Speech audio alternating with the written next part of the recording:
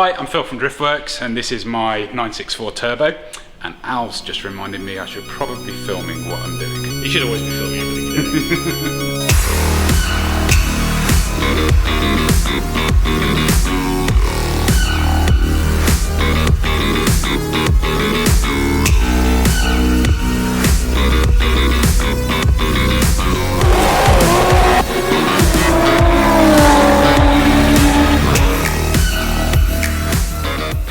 So what am I doing? I'm trying to fix some serious handling issues with this car. I've changed a lot of stuff on it since I've brought it back from Japan. There's a whole video about that you should probably check out. That is completely awesome and filmed by Michael and Al's team. It is a really good video and it sort of covers most of the stuff that I did to the car since it came from Japan. Beautifully filmed, check it out. But yeah, it's I've been plagued with handling issues with the car pretty much since I've owned it. I've never been able to get to the bottom of it. Changed things like we've got some super posh bits and pieces on it, like the BBI, CNC'd knuckles, and I just haven't been able to get rid of this vagueness. Sort of B-road driving, it's imprecise, it seems like I'm overcompensating with the steering. It feels like it's getting basically toe change under like bump. So front I've fully checked out. I've got my bump steer kit on it, bump steer gauge kit, checked that out thoroughly. It has almost zero bump steer, so there's nothing wrong with the BBI knuckles. They are as perfect as they're supposed to be. Question one is it too low and are the front tyres too wide, being 275s on the front? Yes, I know the answer to that. They are too wide. I'm probably going to get some different barrels for the back of them, reduce the tyre width at the front so I can keep the same sort of external look but just with a narrower tyre. And that being a 275 tyre as well, it's kind of an XL load tyre, so I figure it's probably too stiff a sidewall and transmitting too much of the road into the car. So the other thing that is what I'm doing today is the question mark over the rear spring plates. Spring plates was a new term for me. I've not heard that one before, but this is an adjustable version, and I guess I'll need to show you the underside of the car for it to make any sense at all, because if you've never worked on an old Porsche or a 964 or even an old Beetle, yeah, I think there's various revisions along the way, but this isn't the best one and it isn't the worst one, but when you run at my ride height it's definitely compromised.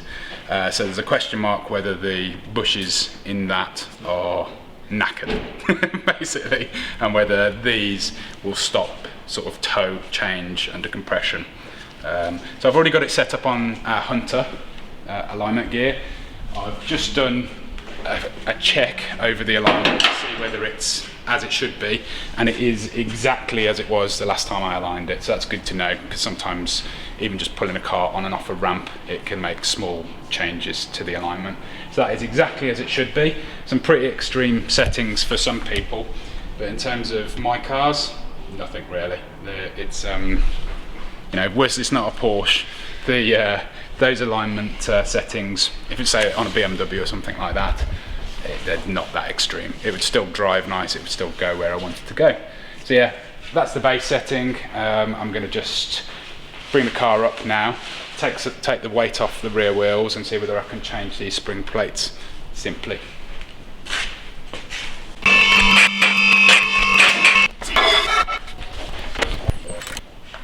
So I've just dropped that onto the locks, so it's just taken the load off the wheels. I'm hoping that I'll be able to sort of jiggle stuff in and out of place. There's only one way to find out though.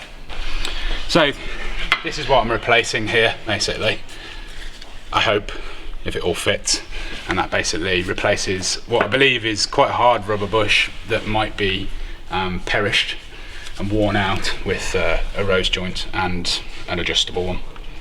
So yeah, these are very complicated to adjust, but it's a really clever bit of engineering, clever bit of design. First time I did the alignment on this, it took a bit of working out, but yeah, I was quite impressed. The problem is ride height basically. It's just not meant to be run this low, and that's not really something I'm willing to compromise on. So these are just locking bolts. And this goes onto the trailing arm. Yeah. So which way round is it? No, I can't remember which one's toe and which one's camber.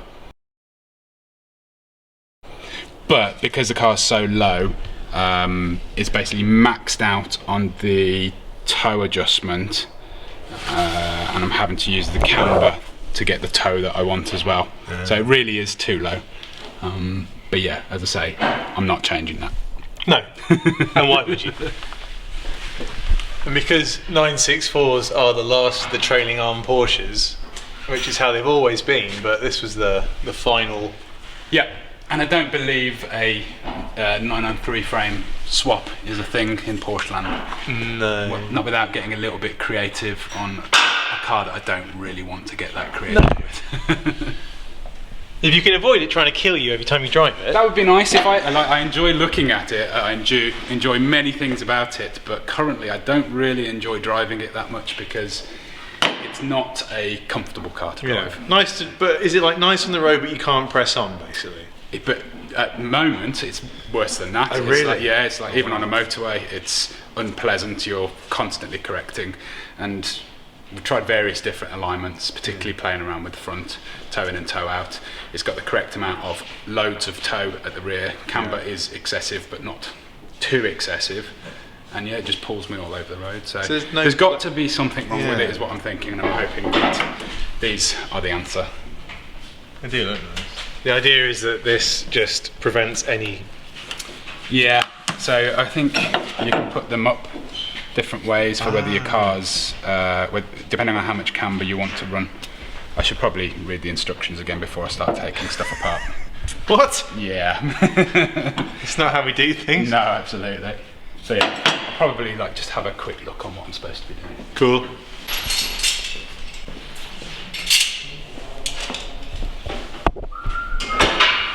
So we jumped forward in time a couple of days now, but I'm back on this now. Yeah, I ran out of time the other day. So my first challenge, obviously this is the part that I've got to remove, and at the end of this is the main mounting bolt onto the chassis, which is like a 12mm Allen key, and on this side it's really, really tight. Trying to find anything that I can get in there to undo that is a bit of a challenge. This side's a lot easier, access is a lot easier because the gearbox is offset this way. So first things first, I think I've got to make myself a little tool to undo that. So I'm just going to shorten this. That should allow me to get in with the breaker bar then. Bit of sketchy chop sawing.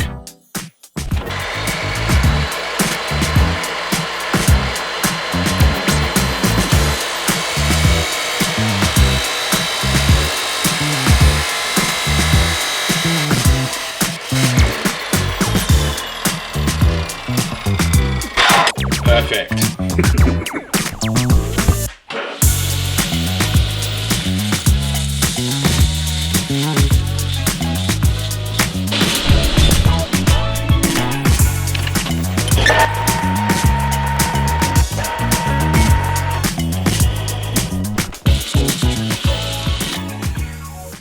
Good enough. Right, that's sorted. Good enough. Good enough to not focus. There we go. Jay's in today, working on Dr. Vitten. Yeah, I'm just trying to, use these accurate scribes to make a line across here. Doing some separate video. Yeah, stay away. Get back. So this now I should be able to get this in here with he says, with no torch. There we go. Where's the torch? Should be able to get that in there. That gives me enough room to get a 1/2 inch breaker bar on. I do have 3/8 short 12mm, but I was just trying it with where is it? I was just trying to undo it with this, the 3/8, and yeah, it doesn't feel good. These are done up pretty damn tight, and also this one has been done up for, I imagine, 28 years, which doesn't help.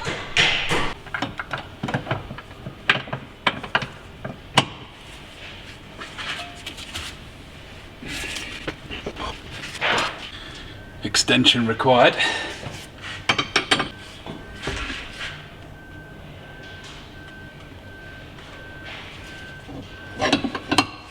Jesus Christ.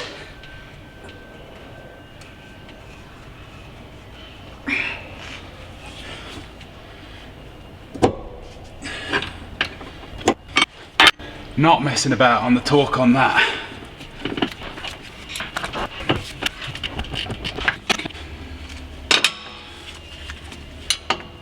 So, just going to loosen these off now.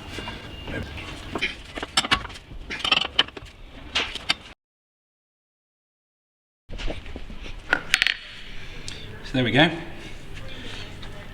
Definitely seen better days.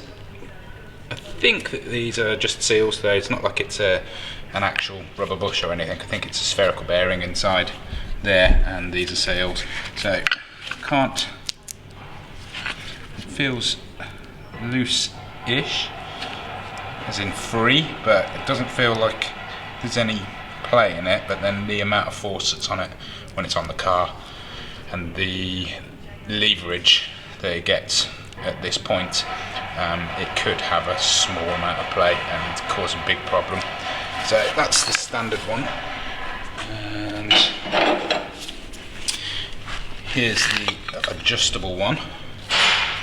This is a Design 911 adjustable spring plate. And yeah, looks, I mean, they're so simple, these pieces. It's very frustrating that they cost so much money. As a owner of a company that sells suspension arms, I know the sum of parts here, and yeah, it's not very expensive to make something like this, but yeah, obviously Porsche prices apply.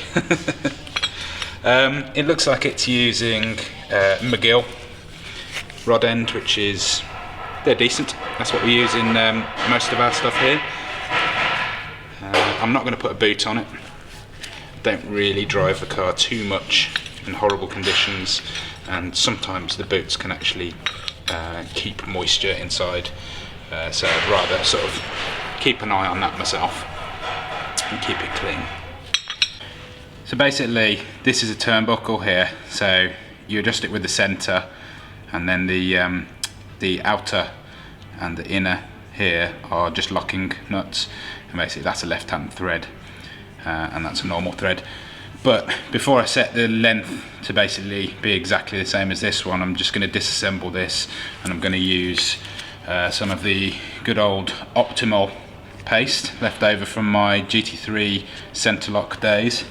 It's like super expensive stuff, really good heat resistance and corrosion resistance as well, so perfect for something like this, where if this was potentially left for multiple years locked off, sort of water ingress in each of the locking collars, it could cause problems. I think it has got some kind of copper slip in there already, but yeah, this stuff just works really well. So and also I paid loads of money for it, so I might as well use it.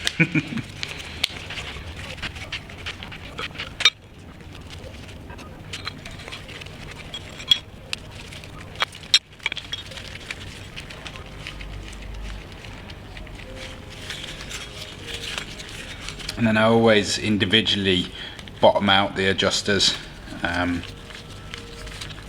here to make sure that when you do adjust it, if it does go long, you're going to have the correct amount of thread on the rod end and the turnbuckle inside here, so you're not making it too short here and too long here. So basically do that and then just adjust from the centerpiece here. So much easier to do on the car, obviously, when you're not trying to hold it in front of a camera particularly. So yeah, there we go, that's 28 centimeters, which is roughly what the standard one is. Obviously I'm not locking anything off tight here. Once it's on the car, it will need adjustment, and then I'm going to make sure that the locking collars are done up properly. You also need to be careful that the rod end itself is in its correct orientation, so it's still got movement, rotational movement where required. It's very easy to accidentally lock this off with it bound out against one side of the spigots here. And the other thing to bear in mind with this stuff, particularly anybody who's used it on GT3 centre locks will know, it does not come out of your clothes. It is really disgusting stuff. Yeah, I've slimed up these already with the same silver slip.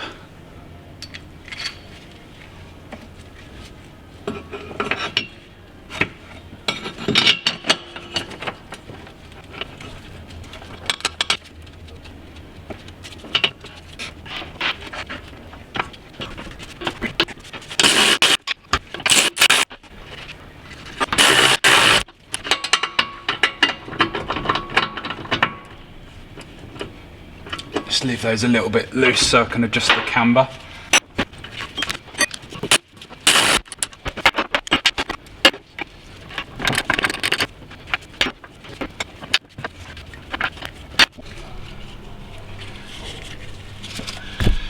So, typical problem with aftermarket parts. The bolt actually doesn't go in as far into the body as with the standard spring plate. And that's because of the thickness of the spigot here. The rod end rose joint centre is in the exact correct position, but the way the rod end works means that something has to go inside.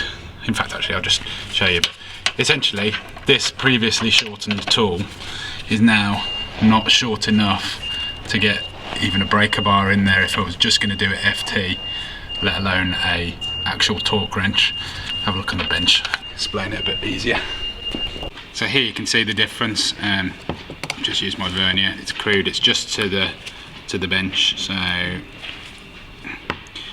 the mounting face for the bolt is basically 37. You can just see maybe 37mm on the OEM part, and the mounting face for the bolt and the aftermarket spring plate is 43. So basically, yeah, you've got 6mm difference there. I'm not going to be able to turn that down much more. I can maybe do another mil, possibly 2, but actually I can take a bit off the back of this, possibly 5mm. So hoping that that's going to be enough. Back to the lathe.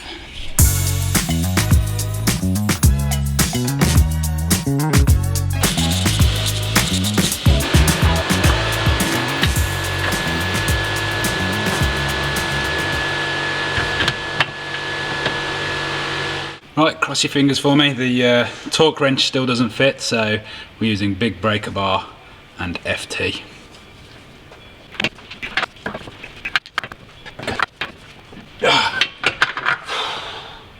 If that wants to come undone, it's welcome to.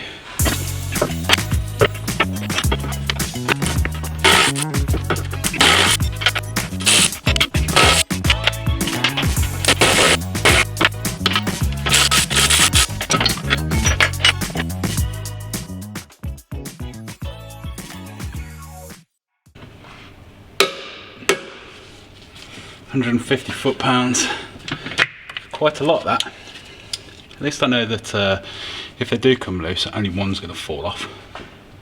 Right, time to set the Hunter up again. Good old Windows 98. So what we've got to do here is perform what's called a rollback, and it is literally rolling the car back to change the angle of the paddles so it can get its reference to work out how much camber's on each of the wheels, how much toe, and when you do the caster swing, work out caster, which isn't that important to what I'm doing because I'm mostly working on the rear. But yeah, literally got to do this roll back first. So that's the roll back done, and now basically got to do a caster swing. So basically in here I've got this brake lock off device here. I've got to press the brakes, hold the brake so it stays in place. Then I've got to remove the pins out of the turntables there. But to do that I need to put the camera down.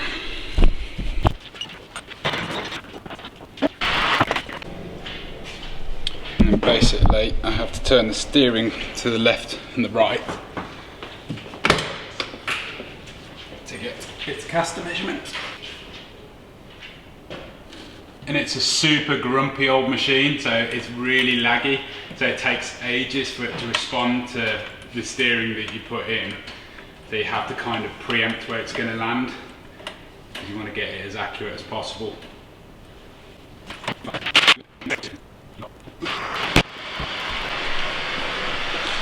There we go. There's some measurements for you. Haven't locked off the steering yet, so the front toes just ever so slightly out, not much at all. But yeah, pretty even. These are minutes, by the way, so there's 60 of them. So that's degree, then 1 degree is measured in 60 minutes, so that's basically nearly -3, and that's a little bit over -3 degrees camber.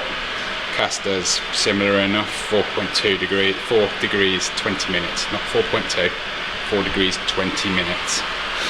And yeah, toe, little bit of toe in, which is what I'd set. And the back will be pretty all over the shop because having replaced those spring plates. So yeah, bit too much camber, and obviously I need to even up the toe there. So I'll just start with the rear basically.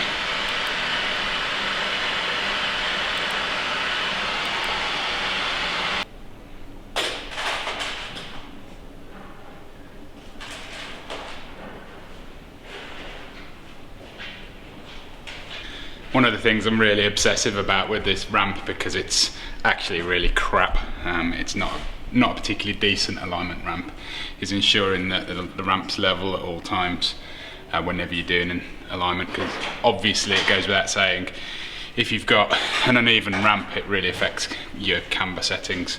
So yeah, this has been leveled up especially for this job, and I usually end up having to do it for every time I put a different car on the ramp. But I do it at the front and the rear and side to side, just get it perfectly level. Bend it when the truck on it or anything, That's a point actually. Jay's just said, I don't know if you heard that. We didn't bend it when we put the truck on it, did we? Yeah, for about 6 months. Yeah. It's very possible that yes we did, but yeah, everything is nice and level, perfect. I'm going to put a picture of the truck on the ramp, because I bet you lots of people who are here to watch us do Porsches and V10 M3s, a lot of them may not have seen how sketchy it was when we did when we swapped the crank. Yeah, we basically swapped a crank in. See Chevy Menage over here? This is basically my 3500 HD. It's like we've done frame chop and all sorts on it to get it this low. But yeah, it's a Duramax. It's quite high mileage, over 250,000 miles, wasn't it? Well, not if you look at the clocks now. Yeah, obviously, because 30,000. what happens when you buy things in America and ship them to the UK is you delete 200,000 miles, it seems. What happens when you realise, what was it, Carfax is a thing, and when Yeah, we're all yeah. sat around drunk one Saturday night, you go, oh, wouldn't it be funny to Carfax your truck? Yeah, that's a brilliant idea. And then you were like, oh.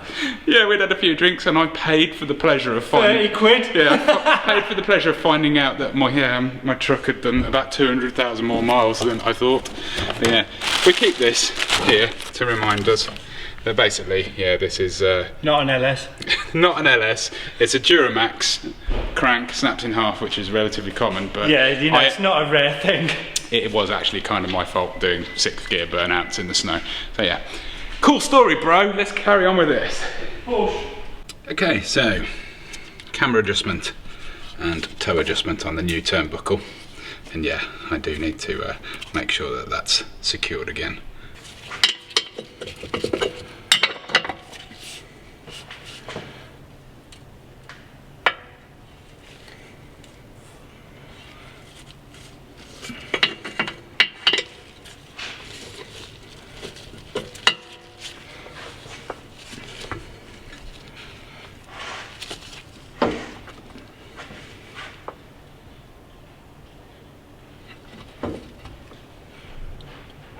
Brilliant.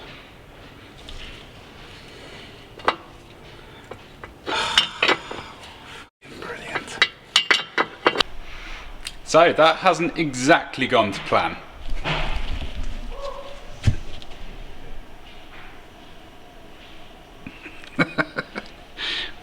An alignment machine's broken. Jesus Christ. So, yeah, there might be a part 2 to this video because, yeah, basically it seems like the board in the alignment machine, the actual Hunter board, which is an old school PC and an old school board, it seems to have just miraculously fried itself. So, but, yeah, I got these things installed at least, torqued up. This one's FT, this one's 150 foot-pounds of torque. And yeah, it looks like the initial alignment that it allowed me to see, it looks like these are going to work out well. Whether they're going to fix my problem or not, I don't know. We'll have to wait and see, because basically we're now looking on eBay for a used 20-year-old Hunter alignment board to see whether we can fix this. But yeah, okay. Thanks for watching anyway. I hope you are not too disappointed, because I was planning on driving it at the end of this video, but that's going to have to be in the next one. My personal Instagram is Phil Morrison DW. We've also got @Driftworks. And yeah, have a think about subscribing. You might see the next part of the video where things might be a little bit more successful, hopefully. Yeah, cheers. See you next time. At Driftworks, we've helped over 50,000 happy customers since 2004. Our huge online parts store is simple to use, with superb shipping rates to anywhere in the world, and finance options available for UK customers. We live and breathe wheel fitment, so if you have any questions about your own car or any of our products before placing an order, please drop us an email at shop@driftworks.com or give us a call. Thanks for watching.